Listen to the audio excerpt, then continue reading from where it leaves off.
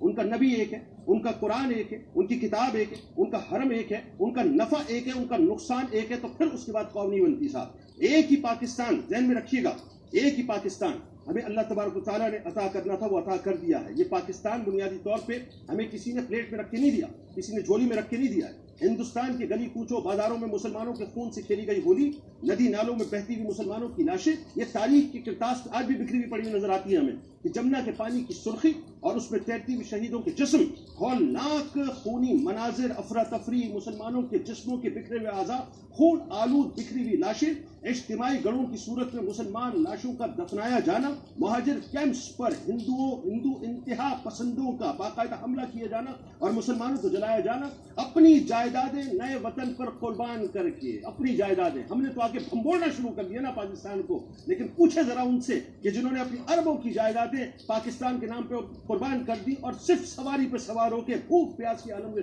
آپ پورے گھروں کو چھوڑ کے پورے گھرانوں کو کٹوانے کے بعد پاکستان کی طرف ہزاروں میل کا انہوں نے رخ کیا، سفر کیا اور پاکستان کی سرزمین پہ آ کے سجدہ شکر ادا کیا۔ کٹی ہوئی ٹرینوں کو دیکھیے صاحب کہ واگا بارڈر پہ موصول ہونے والی وہ تمام کٹی ہوئی ٹرینیں کہ جنہوں نے بتایا کہ آزادی بنیادی طور پہ ایسے نہیں ملی ہے، بلکہ کئی سروں نے اپنے تنوں کو باقاعدہ، یعنی تنوں سے کئی سروں کو جدا کیا گیا، کئی اعضاء جو ہیں وہ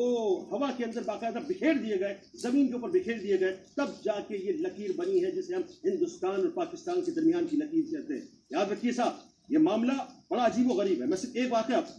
بیان کر کے اپنی بات ختم کر رہا ہوں، کئی ایک واقعات تاریخ میں بھرے پڑے ہیں۔ پنجاب یونیورسٹی میں شعبہ تاریخ کے استاد پروفیسر محمد اسلم نے 1995 میں اپنے سفر نامہ ہند تحریر کیا۔ اس میں انہوں نے لکھا کہ مجھے میانمار سے اورنگ آباد جانے کا، یعنی مجھے ایک اتفاق کرنا تھا، یعنی مجھے کسی کام سے جانا تھا۔ وہ کہتے ہیں میں بیچ میں ہی اتر گیا، ٹرین کے آنے میں ابھی 3 گھنٹے باقی تھے۔ بہت توجہ سے سنیے گا اس واقعے کو۔ دن بھر کے سفر نے مجھے بہت زیادہ تھکا دیا تھا، میں رات کا کھانا کھانا چاہتا تھا، تو وہاں پہ جو ریلوے اسٹیشن تھا اس کے ریسٹورانٹ میں چلا گیا۔ اتفاق سے ایک مسافر تھا جو ٹرین میں میرے برابر والی سیٹ پر سفر کر رہا تھا اور وہاں موجود تھا۔ میں نے ویجیٹیرین کھانے کا آرڈر دیا، اس نے بھی کھانا منگوایا، ہم بالکل آمنے سامنے میز کے اوپر بیٹھ گئے۔ اب ذرا کیمرہ میری طرف کرے تاکہ میں سمجھاؤں یہ سچویشن ہے کیا۔ یہ ہے پاکستان کی لکیر جو میں سمجھانا چاہتا ہوں آپ کو، کہ وہ کہتا ہے کہ ہم بالکل آمنے سامنے بیٹھ گئے۔ وہ کہتا ہے کہ اس نے اپنی ہتھیلی پر ایک گلاس پانی دیا اور لے کے ڈالا اور اس کے بعد سامنے میز کے اوپر اس انداز سے گرایا کہ اس نے میرے سامنے باقاعدہ ایک دیوار سی حائل کر دی۔ یعنی میں آپ کو اس کا ذرا